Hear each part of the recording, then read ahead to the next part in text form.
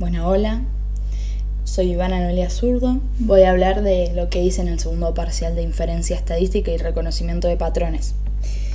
Bueno, lo primero que hice fue cargar las librerías que iba a usar y ya arranqué con regresión logística.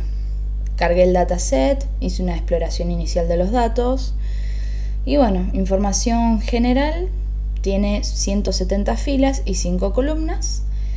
Vi si había valores faltantes, no hay. Y bueno, distribución de la variable objetivo, que bueno, sirve para ver cuántas observaciones hay de cada clase. Y bueno, se ve que la variable objetivo no es binaria, tiene 3 clases, 0, 1 y 2. Entonces es un problema de clasificación multiclase, que es un algoritmo que permite clasificar datos en 3 o más categorías. Acá dejé el link de donde leí y me informé sobre esto, acá. Y bueno, hice una matriz de correlación para ver qué tan relacionadas están las variables entre sí. Y bueno, acciones y valor tienen una correlación muy alta de 0.86. Páginas también está muy correlacionada con acciones y valor. Con acciones 0.72 y con valor 0.58. Y bueno, la variable clase tiene correlaciones negativas con acciones menos 0.33 y valor menos 0.32. Lo que muestra que, bueno, lo que me da a entender es que a medida que aumentan esas variables es menos probable que la clase sea 1 o 2. Y bueno, definí las variables predictoras y objetivo, estandaricé y entrené el modelo. Y bueno, tomé las métricas. Acá tengo la accuracy que me dio 0.7058, que bueno, es muy bueno, es un valor razonable, teniendo en cuenta que bueno, es un problema multiclase y las clases no son separables, no son muy separables que digamos, por lo que leí en la página. Y bueno, acá lo que me doy cuenta, la clase 2 detecta siempre, el recall es perfecto, pero bueno, mete ruido. Y la clase 1 detecta mal, acá, detecta mal, bajo recall, pero bueno, cuando la predice casi siempre acierta. Y bueno, la clase 0 bastante bien en ambas métricas, así que bueno. Después lo que hice es una matriz de confusión, y bueno, el modelo reconoce bien, por así decirlo, la clase 0, pero bueno, tiene cierta confusión con la clase 2. La clase 2 está perfectamente clasificada, acá lo vemos. Y bueno, por último hice una frontera de decisión más que nada para ver cómo separa las clases el modelo entrenado, acá. Y bueno, el fondo es lo que el modelo cree, son predicciones del modelo. Y los puntos son la realidad, son los datos reales después del PCA, porque lo hice con PCA. Bueno, la mayoría de los puntos de la clase 0, violeta, se ubican dentro del fondo, la región asignada a la clase. Bueno, la clase 1 lo que me doy cuenta es que es la más difícil de clasificar porque está en todos lados. Pero bueno, esto en sí ya lo vimos en la matriz de confusión porque la clase 1 no clasificaba bien tampoco. Y bueno, también en las métricas. Y bueno, mi conclusión es que comparando con las métricas y la matriz de confusión, la clase 0 obtuvo un buen desempeño, buen recall y F1 score. La clase 1 mostró menor recall, el modelo tiende a confundirla con otras clases. Y bueno, la clase 2 alcanzó un recall perfecto pero menor precisión. Me da a entender que el modelo clasifica muchos casos como clase 2, aunque no son correctos. Y bueno, todo esto se confirma con la matriz de confusión y acá. Todo esto permite ver los errores de clasificación. Y empecé con K-means. Bueno, lo primero que hago es cargar el dataset. Hice una exploración inicial de los datos, veo las primeras filas, información general, 7050 filas y 16 columnas. Eliminé las columnas que no me sirven y vi los tipos de datos acá, y solo seleccioné los numéricos. Bueno, escalé, hice el método del codo. Acá, escalé, hice el método del codo. Y bueno, más que nada el método del codo es para elegir el K. Y yo elegí K4. Al principio se ve que la curva, disminuye muy rápido y después se estabiliza más o menos en K4. Se empieza a aplanar la curva.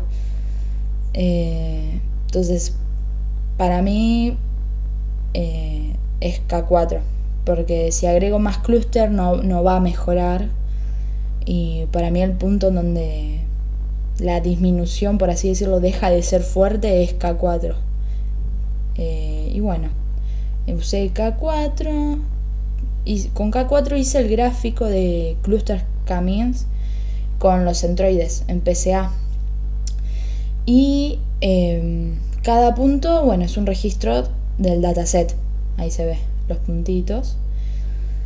Y se ven los dos componentes principales, PC1 y PC2, ¿no? Los colores muestran a qué clúster pertenece cada punto.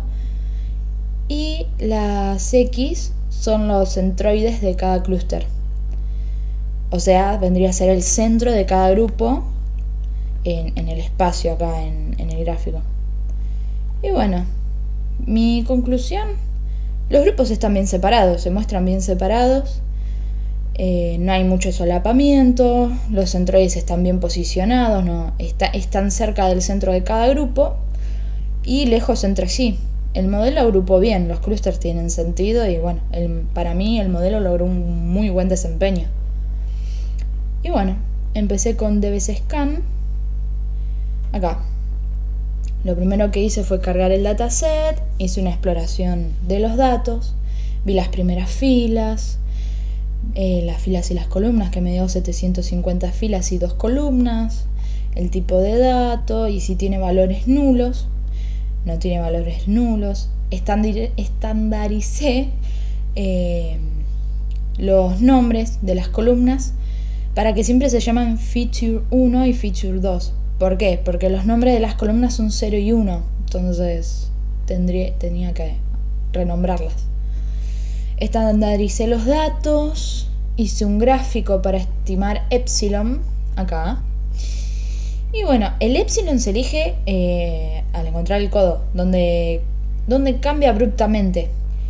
Y bueno, elegí 0,2, acá. Porque en el gráfico, bueno, se ve que la curva empieza tranqui, está ascendiendo suave, tranquila, y acá pega el salto abruptamente, cambia abruptamente, así que elegí 0,2. Y bueno, hice un gráfico de los resultados de DBSScan, acá. Apliqué DBSScan y hice un gráfico. Y bueno, lo hice con epsilon 0.2. Cada puntito de color es un dato. Los colores indican que esos puntos forman parte de un clúster. Y bueno, las X son puntos que no pertenecen a ningún grupo, son ruido. Y bueno, mi conclusión con todo lo que hice es que identificó 5 clústeres y 28 puntos de ruido. Acá. Esto muestra que bueno, el modelo logró separar las zonas densas de zonas dispersas sin necesidad de que yo fije el número de grupos previamente, ¿no? Y bueno, el gráfico muestra los grupos separados, los puntos de ruido bien separados también. Confirma que los parámetros, el epsilon que elegí están bien, permite detectar patrones buenos, reales. Y bueno, por último empecé con clustering jerárquico.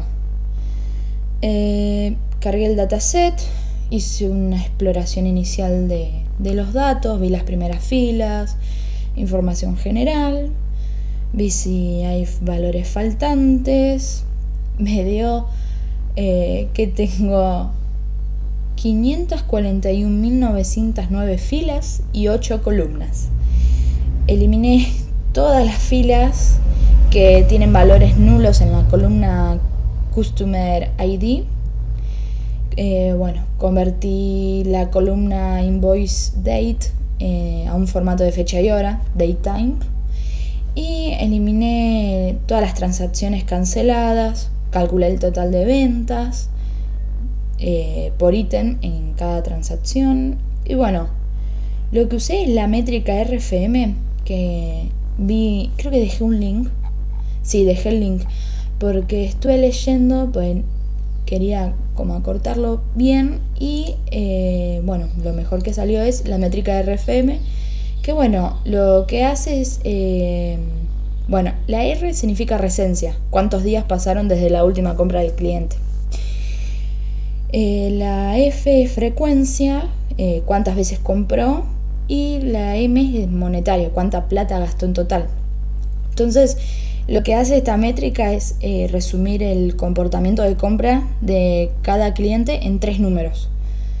Entonces, acá, ¿ves? El cliente 12.347 compró hace 2 días, hizo 7 compras y gastó 4.310.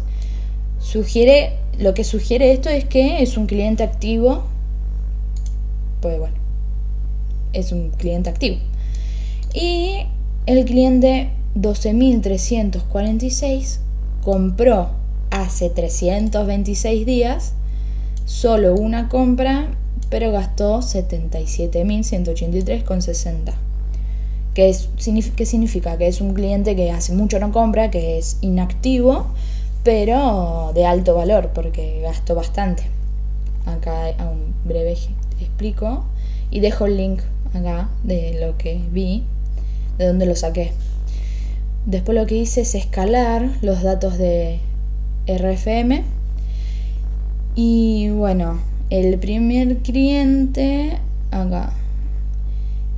El primer cliente tiene una resencia muy alta, o sea que compró hace mucho, y frecuencia alta. Digo frecuencia baja. Acá. Pero monetary alto.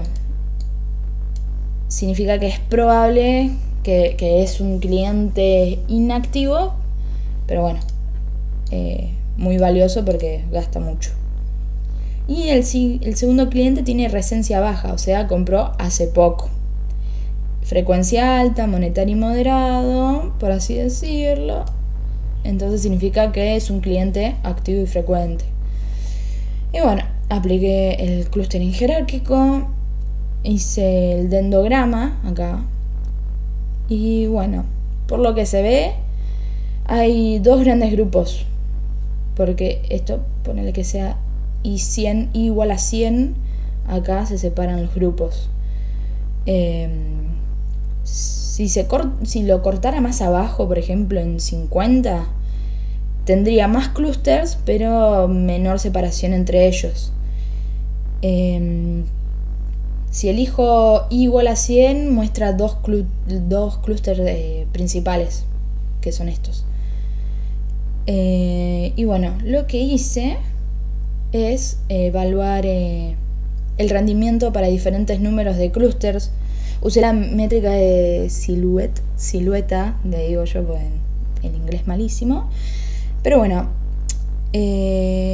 lo que hice es que evalúe para diferentes números de clústeres, de 2 a 10. Y me quedó así. Y bueno, lo que evalúa esto, la métrica de silueta, es que también se agrupan los datos en un modelo de clustering. Me dio que el número óptimo de clusters es 2. Y se ve acá. Porque si el valor está cercano a 1, el punto está bien asignado a su clúster y lejos de los demás. Si el valor estuviese cercano a 0, el punto está en el límite entre clústeres. Por ejemplo, acá, si fuese 6 clústeres o 7. Y bueno, mi conclusión con todo esto es que, bueno, probé entre 2 y 10 clústeres, calculé el score, o sea, el puntaje de silueta. Y bueno, el mejor fue 2 clústeres. Muestra que los clientes se dividen en 2 grupos bien diferenciados. Bueno, a partir de los 3 clusters el puntaje baja bastante y muestra que me da a entender que agregar más grupos no mejora la división y puede meter ruido. Así que esa sería mi conclusión de clúster jerárquico. Saludos.